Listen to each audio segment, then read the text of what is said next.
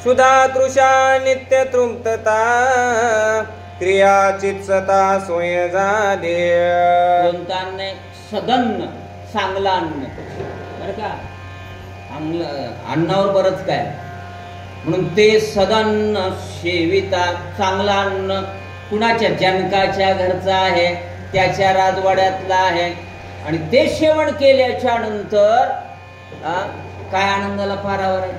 म्हणून जेवत असताना कुणाकडे जेवालो, महाराजांनी ठरवू नये. देव बाप्पा कुणाकडेही जेवायचं नाही. तो माळकरी आहे का? मोतीराम महाराज अगोदर विचारायचे. मारुतीराव महाराज मंदिरावर जेवण करायचे. तुम्हाला माहित आहे, घरी जायचे नाही जास्त. पुन्हा पुन्हा आता त्या हे झालं असेल, पण आम्हाला आठवते लहानपणापासून मंदिरावरच बसायचे.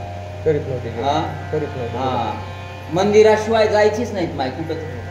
त्यांना घागरी आणून पाण्याच्या तिथं स्नान घालायचे मारुतीराव महाराजांना. म्हणून रामायण असो, प्रवचन असो, काकडा असो, सगळ्या गोष्टी मंदिरावर प्राप्त होतात की. ते करून घ्यायचे बरं. म्हणून ते विशेष आहे. आणि ते विशेष भोजन झाल्याच्या नंतर एवढा आनंद घेऊ लागले आहे का? तो सेविताचे रसास्वाद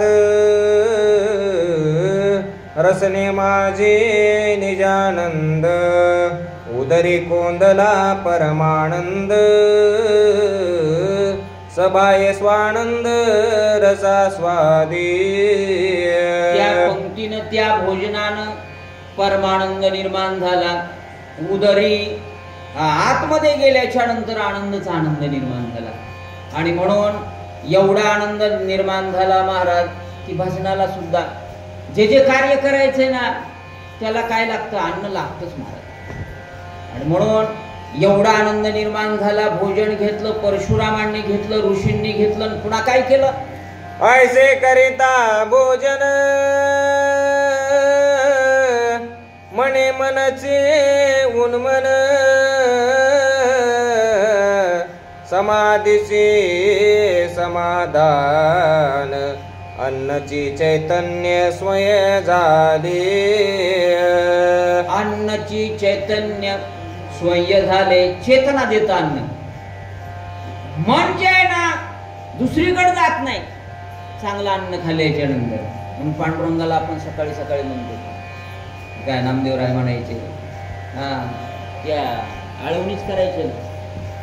केशवा माधवा गोविंदा गोपाळा जेवितुवा कृपाळा पांडुरंगा अच्युता वामना दशरथ नंदना जेवितुवा कृष्णा पांडुरंगा कृष्ण विष्णू हरे मधुसूदन मुरारे जेवितुवा नरहरे पांडुरंगा ऐशी ग्लाने करिता विठ्ठल पावला नैवेद्य जेवेला नाम याचा.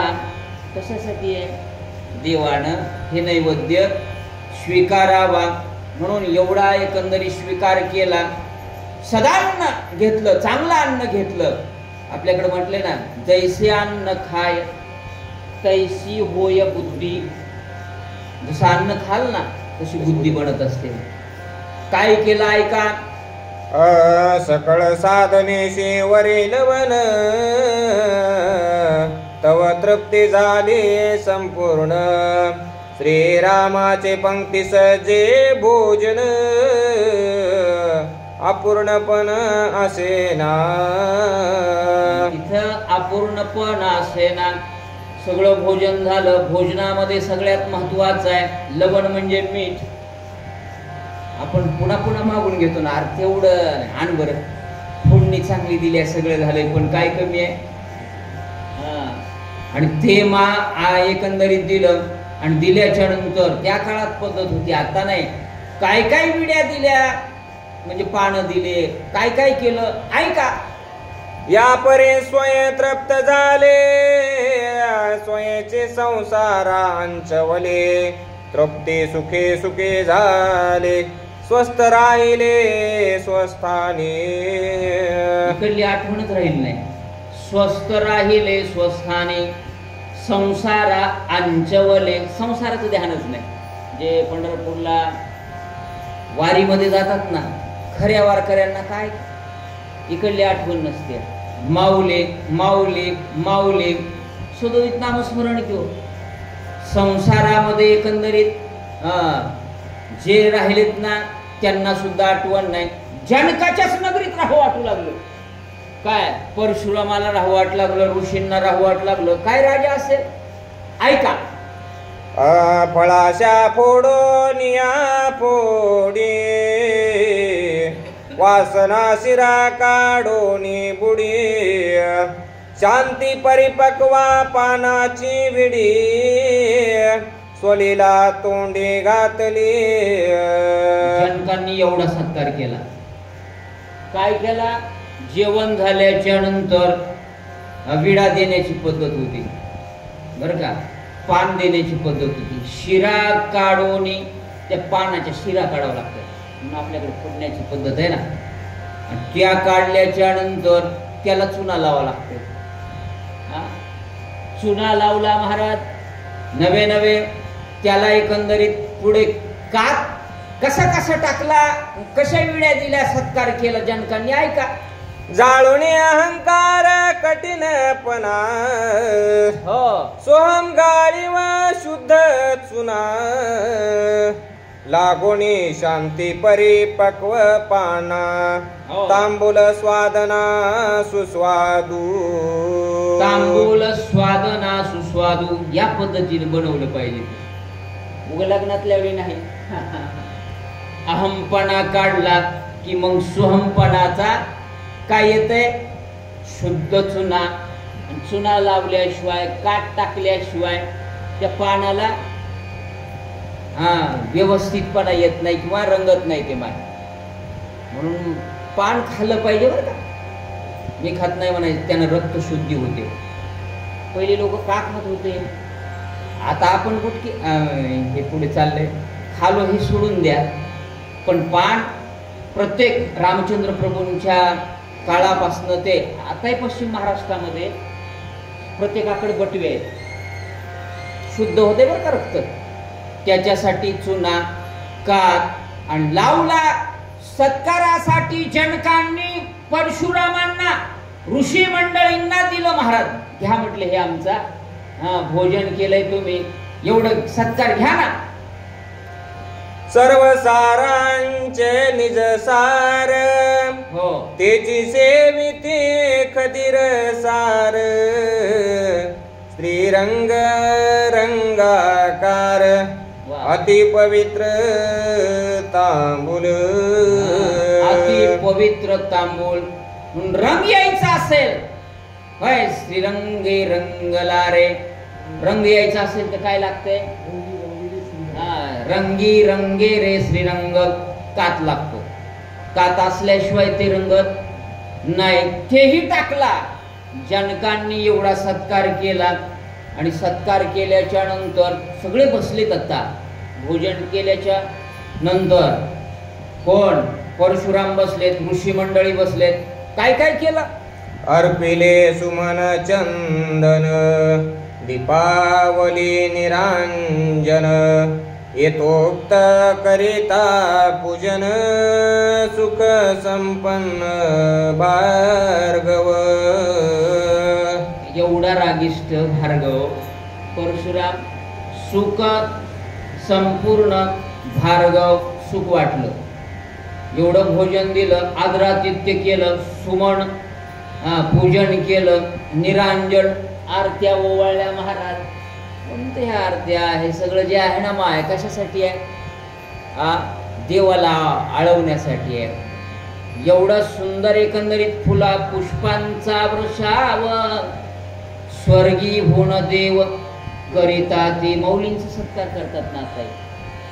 तू त्या अभंगात म्हटले नाही, आळंदी हे गाव पुण्यभूमी ठाव, दैवताचे नाव. का तिथं काय होते?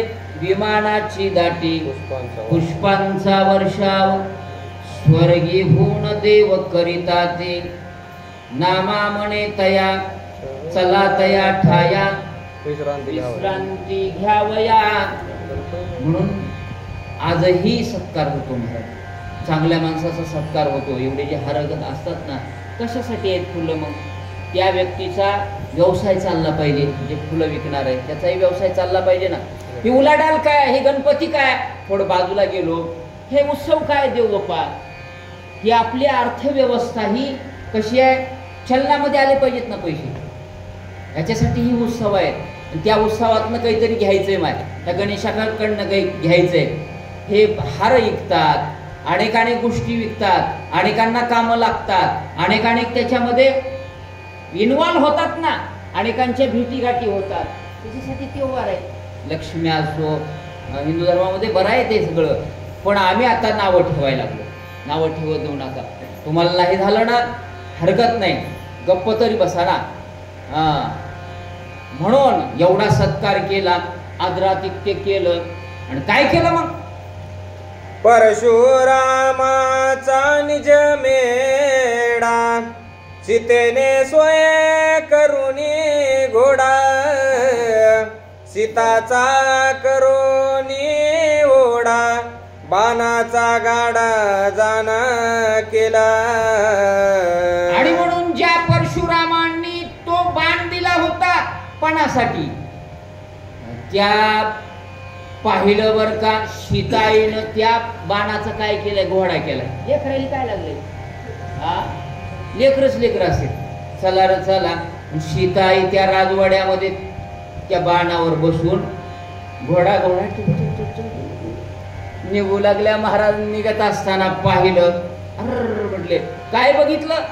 त्या धनुष्यावरी बैसुनी घोडा नाचवे राजांगणी, बघा, स्वेच्छा क्रीडे राजभवनी, राजबिंदीतुनी धावणी. मी कुठे जाते ना होय शिंदे बाबा. तशी सीताई राजबिद्या या गल्लीतून त्या गल्लीत, त्या गल्लीतून ह्या मंदिरात, त्या धनुष्याचा काय केलाय? घोडा केलाय. आम्ही लहानपणी करायचं ते, तुम्ही तर जास्तच केला. चांगले चांगले खेळ होते. इटू दांडू होता, सुरपाट्या होत्या, कबड्डी होती. त्याच्यानं शरीर चांगले आहेत तुमचे. आता पोरांना मोबाईल, एक मोबाईल, दुसरं काय. म्हणून बुद्धी चांगली नाही, विचार चांगले नाहीत, आचार चांगले नाहीत, उच्चार चांगले नाहीत. सध्याच्या मुलांचे उच्चार बघा कसे बोलतात ते. का? ते खेळच खेळले नाहीत ना. आणि खेळ खेळले नसेल तर मग कुठले विचार चांगले येणार आहेत? येत नाहीत. सीताई गलोगली फिरत असताना घोडा करून, राजाची कोण आहे ती? मुलगी आहे ना. राजाची पत्नी असेल तर तिला काही लागत नाही म्हणले. माऊलीने सांगितलं ना त्यांच्या अभंगामध्ये, राजियाची कांता काय भिक मागे, मनाची जोगे सिद्धी पावे. राजाची बायको आहे ना. ह्या दुकानात न म्हणलं त्या दुकानात तरी कशाला जाणे लागते त्याला. आणा म्हणलं तर इथे येते ते. तसा फिरू लागल्या आणि फिरत असताना राजाची मुलगी आहे, कोणी छाटकीना गेलं. काय पाहिलं कुणा? देविले ठाई धनुष्यबाण, रामन देखे आपण, मग रायावरी कोपायमान, काय वचन बोलिला. सीताई या बाणाचं काय केलंय? घोडा केलाय. घोडा पाहिलं वर का परशुरामांनी. राग आला. राग आल्याच्या नंतर म्हणले तिला बोलून काय फायदा, त्या लेकराला काय. जनकाकडं बघितलं वर का, राजाशी होय कोपायमान. काय काय राग राग बोलतात आता. माझ्या धनुष्याची चोरी करी, ऐसा बळिया कोण क्षत्रिय, तू आलपवेला आहे घरी, तो झडकरी मजदार. जनका जनका, तू एकंदरीत मी कोण आहे? क्षत्रिय. माझ्या धनुष्याची चोरी कुठं लपविलंय? दाखव बर का मला, असं होऊ शकत नाही. पाहिल्याच्या नंतर राग आला. सीताई घोडा करून फिरायला जनकाला विचारलं परशुरामांना. काय विचारलाय का? 500 महावीर्य धनुष्यहून उचले तिळभरी, त्याची जेने केली चोरी तो जड करे मजदार. माझा धनुष्य एवढ्या हजारो लोकांना न उचलणारा, आणि तो धनुष्य मला इथं दिसत नाही.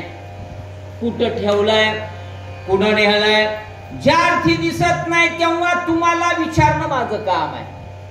राग राग परशुराम विचारू लागले. काय सांगतात जनक? ऐकोणी क्रूर राम वचन, राजा जनक कंपायमान. आजी मजा आले पूर्ण विघ्न, राम शत्रुघ्न कोपला. म्हणून परशुराम कोपले हे जाणवलं. जाणवल्याच्या नंतर जनक म्हणले आजी मजा आले, विघ्न आले की म्हणले. जेवण घातलं, सगळं केलं, शांत. माहीत होतं ना, राजाला सगळं कळतं, संतांना सगळं कळतं, संतांना भूत भविष्य वर्तमान कळतं. जनकाला कळत नव्हतं का? कळत होतं. पण राग राग ज्या अर्थी एवढे कराले परशुराम, काय करावं लागेल? कंपायमान झाले. जनक काय करतात ऐकूया. राजा त्या धनुष्याचा लाग, स्वये वसू लागला चांग. राजांगणी देखून रेग, तोची माग घेत आला. शोध घेऊ लागले ना. आता शोध घेणं गरजेचं आहे. म्हणून राजा शोध घेऊ लागला. आणि त्या ठिकाणाहून शोध घेत असताना काय दिसलं? मग कोण दिसलं? तव धनुष्याचा करुणी घोडा, सीता खेळता देखे पुढा. राजबिंदी घेतला दवडा, बाल क्रीडा क्रीडत. पाहिलं माय की ती सीताई लहान काय केलंय? घोडा केलाय. आणि राजबिंदी गल्लोगल्ली फिरत असताना पाहिलं. आणि पाहिल्या बरोबर बाप्पा म्हणते हे तर परशुरामाचा आहे. आणि ही मुलगी एवढे घेऊन घोडा केलाय. काय झालाय का? राजा म्हणे अगे कुवारी, हातवा न्याय केला भारी. ते धनुष्य सांडी क्षितीवरी, ते राया करी उचले ना. ह्या अपराध केला ना तू, ते कुणालाच उचलता येत नाही. तू कस काय उचलला? ह्याचा एकंदरीत मला सुगावा लागत नाही. हे नावा निघ्यांना उचलत नाही. एवढे राजे आलेत ना, तेवढ्यांना सुद्धा उचलत नाही. म्हणून एवढा अध्याय आपल्याला संपवायचा आहे. काय केलं पुढं? मग राजा ती प्रीती करी, सीते ते पोटाशी धरी. म्हणे बैस या घोड्यावरी, ते हरिकेवरी बैसली. लेकरा पुन्हा एक आहे की घेता येते का? त्याला चॉकलेट देतो म्हणावं लागते. तुला माहितीये इकडे हे जायचं आपल्याला, ती येते. नाही तर हट्टा म्हणले असते ती सोडीतच नाही. राजानं अटकल केली. आणि अटकल केल्याच्या नंतर म्हणले हे बघ, बस बरं एकदा याच्यावर, आपल्याला तिकडं जायचंय. गुलून म्हणजे तिला आमिष दाखवून सीताईकडनं काय केलं ऐका. करोनी धनुष्याचा घोडा, नाचवीत तडा तडा. आले परशुरामा पुढा, देखुनी गाडा तो विस्मित. सीताई आल्यावर का लहान असणाऱ्या राजानं आणलं ना जनकानं. ती म्हणली मला ह्याच्यावर बसायचं, मी सोडणार. टुन्नुक चल रे घोड्या, टुन्नुक करीत आणलं महाराज. आणल्याबरोबर परशुरामाच्या पुढे चाललं ना. आणि मग बघितल्यास काय केलं? तो म्हणे ही आदि शक्ती, आणि का धनुष्य नुचले हाती. इसी आदी पुरुष होईल पती आणि काशी प्राप्ती नवेची. बघितल्या बरोबर परशुराम वधून गेले. म्हणले ही कोण आहे? आदिशक्ती. दुसऱ्याला उचलणार शक्यच नाही. मला माहित आहे ना, किती बलवंत असला तरी उचलू शकत नाही. पुढचं भविष्य सांगतो म्हणली ही आदिशक्ती आहे, पण हिला जे पती भेटणार आहे तो बी महान भेटणार आहे. हे परशुरामानं सांगितलं. काय केलं?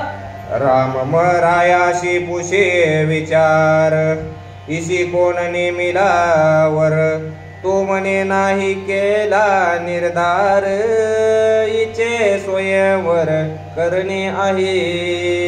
परशुरामाने विचारलं जनकांना, होय तुम्ही काही ठरविलंय का? पहिले लहानपणीच ठरवायचं. चांगलं होतं बरं का. जवळचे ते म्हटले ना, पुरी काकाची इथून सासरवाडी आहे, जवळजवळ सगळं चांगलं आहे ना. हा, लय लांबलच्या करायचं नाही.